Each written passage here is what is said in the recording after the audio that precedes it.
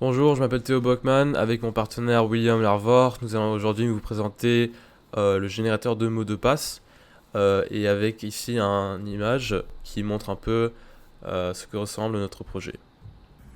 Donc tout d'abord, nous avons notre sommaire. Nous allons commencer avec une introduction et une présentation du projet. Puis nous allons vous présenter les fonctions principales de Théo puis la mienne, les difficultés que nous avons trouvées et les améliorations possibles qu'on aurait apportées au projet si on devait le refaire dans le futur. Puis on va terminer avec une petite conclusion. Donc d'abord l'introduction du projet. Donc c'est le dernier projet de NSI, c'est le troisième de l'année. Celui-ci a été tiré au sort. Donc le nôtre c'était un générateur de mots de passe. Ce qu'on a fait à la première séance après d'avoir trouvé notre projet, c'était créer une carte mentale. Là, on devait créer la répartition du projet. Et on a pu voir grâce à celle-ci qu'il y avait deux grandes parties au projet. Il y avait la partie interface graphique avec Tkinter et la partie code Python avec générer le mot de passe. Et donc le but de ce projet, c'était de générer avec une interface graphique un mot de passe personnalisé à l'utilisateur. Là, il pouvait choisir s'il voulait rajouter des minuscules, des majuscules, des symboles ou aussi des chiffres. Donc pour la carte mentale ici, nous pouvons voir que pour le générateur de mots de passe, nous avons déjà eu un programme principal. Mais pour arriver à ce programme principal, nous devons nous diviser les tâches. Donc dans une première partie, on a divisé de manière assez simple. Moi, je me suis mêlé de l'interface graphique et William s'est mêlé du code. Donc ici, nous avons un peu notre plan qui n'a pas un peu par, enfin le plan a un peu changé au cours du temps et il y a beaucoup de ici, il y a beaucoup de d'éléments qui ont changé au cours du temps de notre projet. Donc pour la partie Tkinter, pour l'interface et quelques points importants. Déjà, il y a la création de la fenêtre qui est assez important. C'est le squelette du projet avec la taille, aussi le fait que ça peut être resizable, mais aussi le titre. Mais ce qui contient aussi les boutons qui sont assez importants, comme le bouton quitter, pour que l'utilisateur puisse quitter le programme, mais aussi le bouton générer qui est un peu le cœur de l'interface qui reprend toutes les fonctions afin de générer un mot de passe. Ensuite, aussi le manuel d'utilisation qui précise, là j'ai un peu coupé, mais ce qui précise comment utiliser et comment générer votre mot de passe. Ensuite, une autre partie de la fonction TakeInter, c'est les check buttons. Les check buttons, c'est une manière de créer des check buttons. C'est un peu c'est le même fonctionnement comme des labels et des champs. Et aussi des boutons, sauf que c'est écrit check button et ça apparaît comme un check button, on verra plus tard dans la démonstration. Mais ici, oui, on avait 4 check buttons qui servaient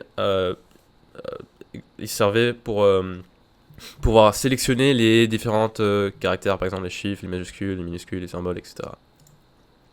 Enfin, avec la partie qui se mêle des champs et des résultats. Donc il y a un champ qui nous permet de recevoir, le programme de recevoir le nombre de caractères que l'utilisateur veut pour son mot de passe.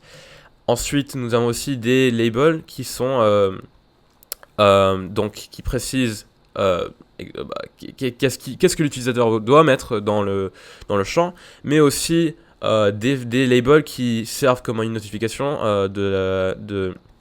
une notification du programme, mais aussi un label qui qui affiche le password, le mot de passe final qui est généré. Donc ensuite, nous avons la fonction générer. Donc celle-ci, elle est très simple, comme elle dit dans le nom. C'est simplement la fonction qui sert à générer le mot de passe. Donc nous allons maintenant vous montrer le fonctionnement et une petite démonstration de notre projet. Donc ici, voici notre code, mais plus important, ce qui est le plus important, c'est l'interface et comment ça fonctionne. Donc ici, nous avons déjà le manuel d'utilisation avec les check buttons ici que nous pouvons sélectionner, par exemple. Et ensuite, comme je venais de vous le dire, c'est voici où apparaîtra votre mot de passe, puis les notifications et ensuite la longueur. Donc nous allons faire un peu de tests par exemple. On va dire que nous voulons faire un mot de passe, mais on a tapé des caractères comme ça. Donc ici, ou par exemple, je sais pas, des symboles comme ça. Voici la notification, vous n'avez pas saisi un nombre dans le nombre de cases, ou vous n'avez pas sélectionné une case. Donc par exemple là, nous n'avons pas mis un nombre, mais du coup si on met un nombre, on va dire qu'on met un nombre. Sauf que nous n'avons pas sélectionné dans le check buttons, donc il n'y aura pas de return, et il y aura toujours la notification que l'un de ces deux critères ne sont pas met. Donc par exemple si là on choisit un critère et enfin on met un nombre, nous allons voir la notification, bravo, vous avez saisi un nombre qui est valide. Donc ceci veut aussi dire que nous avons sélectionné un des critères. Et donc ici nous avons sélectionné les critères de chiffres qui maintenant génèrent un mot de passe en utilisant que des chiffres. Sauf que si on voulait faire avec des majuscules et des minuscules inclus, maintenant on voit des minuscules, des majuscules et des nombres. Et de plus, si on voulait faire une autre combinaison comme celle-là, on aura la même chose, et ainsi de suite. Plusieurs exemples de cela. Et quand vous avez fini, vous avez reçu votre mot de passe, vous pouvez ensuite quitter le programme et ensuite le relancer si vous voulez le relancer. Donc ma partie du code, c'était la fonction générique comme je l'avais dit avant. Donc celle-ci, elle utilise plusieurs listes déjà définies et elle utilise l'attribut .get de TakeInter qui sert à récupérer l'information des check buttons pour voir s'ils ont été cochés oui ou non. Et grâce à celle-ci, on peut rajouter dans une liste qui est vide au début les caractères choisis pour finalement créer une géante liste avec tous les caractères que l'utilisateur a choisis. Et ensuite, nous avons avec random qui, avec la longueur du code, choisit des caractères juste dans la liste et les met dans une autre liste que j'ai appelée MDP pour mot de passe. Et ensuite, le mot de passe est transformé en liste en str.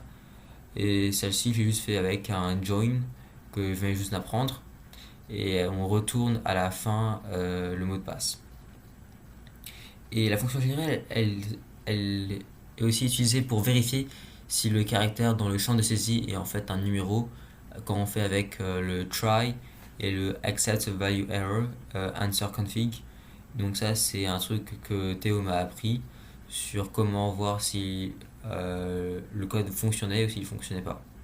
Ensuite pour la partie TakeInter de Théo, vous voyez directement que c'est un peu l'interface, c'est un peu le squelette du projet, car ça reprend toutes les fonctions, enfin l'unique fonction de William, et mais aussi se mêle un peu du graphique, de l'image, des fonts pour rendre un peu joli. Mais vraiment, ça se basait plutôt sur l'assemblage du fonction générée, parce que en compilant cette fonction générée, il y avait beaucoup de problèmes, il y avait des éléments qu'il fallait être rajoutés, comme les labels à la fin pour afficher des notifications, parce que des fois il y avait des debugging, il faut faire en sorte que l'utilisateur ait un dummy. Mais à la fin, il fallait aussi que je garantisse un code marchand. Je ne pouvais pas mettre des labels et des éléments de l'interface sans vraiment montrer que ça peut marcher, parce que à la fin du jour, c'est ce qui compte. Et ensuite le testing, mais le testing c'était assez simple. Donc après nous avons les difficultés et les améliorations possibles. Donc les difficultés que nous avons trouvées, c'était pour Théo le check button et le int_var, puisque on ne savait pas encore comment ça fonctionnait, on n'avait pas vu ça dans les exercices, c'était encore un truc nouveau pour nous. Et donc ça a pris du temps à pouvoir se familiariser. Nous avons vraiment eu des problèmes à pouvoir transformer le champ, parce que en fait le champ dans TakeInter, quand le champ reçoit une information, elle le convertit directement en string, et cette action est en fait overrun. Du coup c'est très dur à changer. Par exemple, si on essaye d'assigner la variable du champ à un int, un integer, ça ne marche pas parce que en fait on peut pas le faire de cette façon-là parce que c'est un peu comme un string absolu. Et du coup, pour le changer à int, il a fallu faire un truc. Je vais vous montrer juste vite fait. C'est il fallait faire try et ensuite du coup pour assigner un integer. Donc pendant ce truc, le try, il va rendre le champ en integer seulement pour cette partie. Donc ça marche seulement pour cette partie, mais ça permet aussi de faire le except qui permet de faire la message d'erreur qui est vous n'avez pas saisi un nom un nom dans le nombre de caractères. Donc à la fin on a réussi, mais il a fallu trouver sur YouTube pour pouvoir transformer le champ et la variable en integer. Et nous avons aussi avec le champ de saisie, là il fallait savoir si c'était un numéro. Donc ça, comme je vous avais dit avant, on avait utilisé le try et le accept value error. Mais ça a en fait pris du temps. On avait essayé de créer une autre fonction qui vérifiait ça, mais c'était juste compliqué. Nous avons aussi essayé de créer plusieurs mots de passe, mais on n'a pas réussi à faire ça. Il y avait juste pas assez de temps. Et on avait aussi d'autres problèmes. Le programme ne fonctionnait pas, donc on avait des problèmes plus importants que essayer de faire plusieurs mots de passe. Et donc quand ça vient à moi, j'ai eu des problèmes avec le point get, qui a été aussi difficile car c'était aussi nouveau pour moi. On a eu un problème avec compiler les deux codes qu'on n'a toujours pas réussi à résoudre. On n'a pas réussi à avoir deux fichiers séparés et les mettre dans un fichier en les appelant. On n'a pas encore réussi à faire ça. Donc notre programme final en fait c'est juste le truc entier. Et on a aussi eu un problème pendant un petit bout de temps pour l'emplacement des codes comparé à l'interface. Donc à un moment, on avait juste un bout d'interface, après on avait un code, après on avait un bout d'interface et on créait un code. Et ça, c'était juste très compliqué, ça n'a pas marché. Donc on a juste décidé de mettre d'abord les codes, puis ensuite l'interface graphique. Et les améliorations possibles qu'on aurait pu faire. Donc pour Théo, c'était de laisser le choix de quel caractère veulent-ils spécifiquement. Donc ensuite, quand il coche le check button, il y a ensuite une liste de caractères qui apparaît avec des check buttons et ils choisissent spécifiquement ce qu'ils veulent. Donc ça donne une plus grande variété de caractères mais aussi moins de possibilités de code à faire. Donc comme on a dit encore avant, l'option de créer plusieurs mots de passe à la fois, qu'on n'a pas encore réussi à faire, et aussi une meilleure interface du résultat. Car pour l'instant, c'est juste une très simple, là où c'est créer résultat, flèche, et après ça nous montre le code. Et les améliorations que j'aurais fait pour ma partie du code, c'est mettre plus en commun la partie du code avec Tkinter, car on était assez séparés sur les deux parties, et ça a causé beaucoup de problèmes à la fin, puisqu'on ne savait pas comment utiliser le check button. Moi j'avais pensé que c'était avec un true and false, mais en fait c'était avec un 0 et un 1. Et si on avait plus communiqué à propos de ça, ça aurait été plus facile à faire. Et donc ne pas travailler les deux séparément, ça serait très avantageux pour nous deux. Et ça aurait fait un travail plus facile. Et donc comme je l'ai dit, comme je vais le répéter, travailler ensemble pour mieux les accorder à la fin, ça serait bien, puisque plus on travaille ensemble, moins il y aura de confusion dans notre code.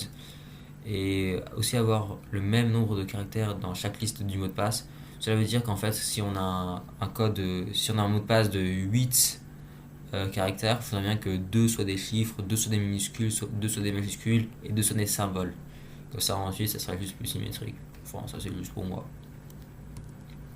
Et pour conclure, donc on a pu voir que ce projet nous a permis à savoir mieux mettre en commun nos travaux au fil du temps, les faire fonctionner ensemble petit à petit, puisque les travailler séparément et après les mettre ensemble, on ne sait pas quel problème on avait fait au début, et en fait ça évite d'avoir plusieurs problèmes à la fois à la fin si on les fait fonctionner petit à petit. Et ce qu'on a aussi pu voir, c'est que l'interface graphique elle est aussi assez compliquée à faire pour faire marcher avec des codes. Merci.